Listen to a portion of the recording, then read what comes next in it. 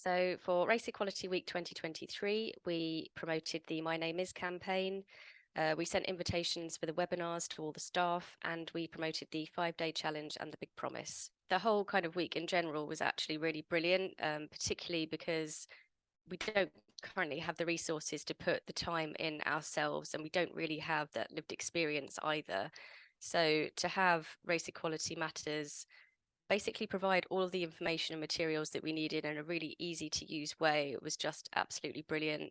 And all of the kind of stuff for social media and things for the intranet as well, just kind of having that ready made so that we could just go in and use it was really, really helpful. So we rolled out the 5-day challenge by promoting it via all staff email in the run up to the week. We put it in our weekly e-bulletin for staff and on our intranet. And then on the week itself, we sent out an email every day with each challenge, and we signposted to the challenges as well via our intranet, so people could do them at their own pace if they wanted.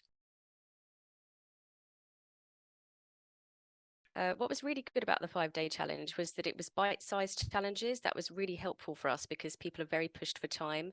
But at the same time, the feedback that we had via survey afterwards was very good. People still felt that it was very thought-provoking, it was educational, and people felt that it had both a positive impact both on them and the organisation. In particular, feedback we had was that people felt more confident in calling out racism and being more actively anti-racist, which is brilliant. In terms of specific impact, for instance, we had one employee who is from a minority ethnic background. They don't usually engage with any of our EDI work. I think in the past they felt it was quite tokenistic and maybe not helping to affect any change. But this time they did actually get very engaged. They chose to share their big promise, and they've even offered to be a reverse mentor, which is absolutely brilliant. So in terms of next steps, I think the challenge now is about how we keep that momentum going. So we show that we don't just care about race equality one week of the year. So to that end, we've engaged a Black-led consultancy to help us understand what we're currently doing regarding EDI and any gaps we should be considering. They're going to support our leadership team to help identify what inclusive and non-inclusive business practices look like for us.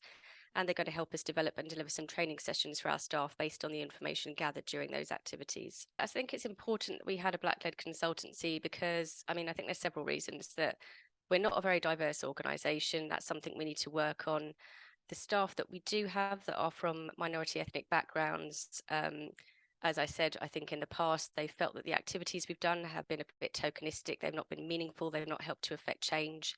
So having just got those people on board with us and hopefully moving things forward, we don't want to then take what could look a step back and get in someone who's not from a minority background and doesn't have that lived experience to bring that lens to the kind of activities that we want to do going forward. We want to show that we are listening to people from minority ethnic backgrounds and acting on what they're suggesting. I think it would be good to have a different version next year, purely because I think people want to continue that learning. I think the structure of it was fantastic, but I think we want to make sure that we continue that learning, so it's not just the same material, if that makes sense.